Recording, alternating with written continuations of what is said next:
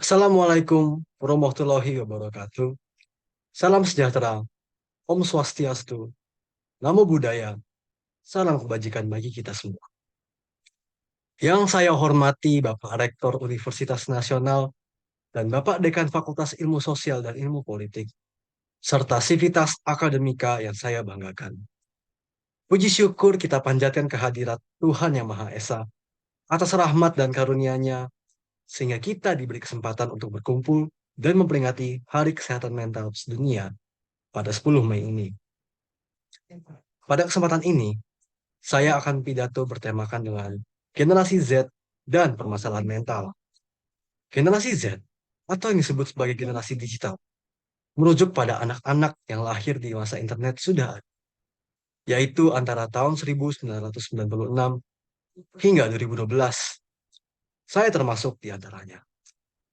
Generasi kami telah mengalami dan menjalani perubahan yang drastis dalam berbagai aspek kehidupan, mulai dari lahir hingga berinteraksi dengan lingkungan.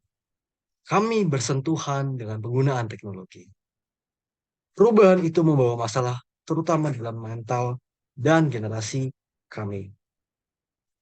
Menurut data American Psychological Association, 74% generasi Z melaporkan mengalami tingkat stres yang tinggi. Lalu, 59% melaporkan mengalami kecemasan dan 51% melaporkan mengalami depresi.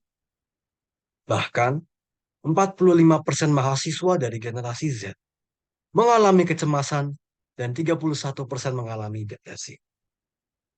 Tingkat masalah kesehatan mental ini jauh lebih tinggi daripada generasi sebelumnya. Mengapa demikian? Ternyata ada sejumlah faktor yang dapat menyebabkan masalah kesehatan mental bagi generasi Z. Salah satunya adalah tekanan untuk sukses. Kami dituntut untuk mencapai kesuksesan dalam pendidikan, karir, dan kehidupan pribadi. Di sisi lain, tekanan dari media sosial untuk tampil sempurna begitu kuat. Menurut saya, salah satu dari solusi masalah tekanan mental untuk sukses tersebut adalah self-reward. Alasannya, self-reward atau penghargaan terhadap diri sendiri adalah bentuk apresiasi atau pengakuan atas pencapaian dan usaha yang dilakukan. Studi yang diterbitkan dalam Journal of Personality and Psychological Social menemukan bahwa self-reward dapat meningkatkan harga diri serta meningkatkan motivasi. Lalu, studi yang diterbitkan dalam Journal of Applied Psychology menemukan bahwa self-reward dapat mengurangi stres. Di sisi lain, self-reward juga dapat membantu orang untuk tetap fokus pada tujuan mereka dan mencapai kesuksesan. Menurut saya, ketika orang memberikan hadiah kepada diri sendiri atas pencapaian mereka, mereka lebih cenderung untuk tetap termotivasi dan terus bekerja keras. Namun lebih dari itu, self-reward juga membantu dalam menjaga kesehatan mental dan membantu diri sendiri dalam menghadapi kegagalan. Tetapi, dalam memberikan self-reward, hendaknya generasi Z harus berhati-hati.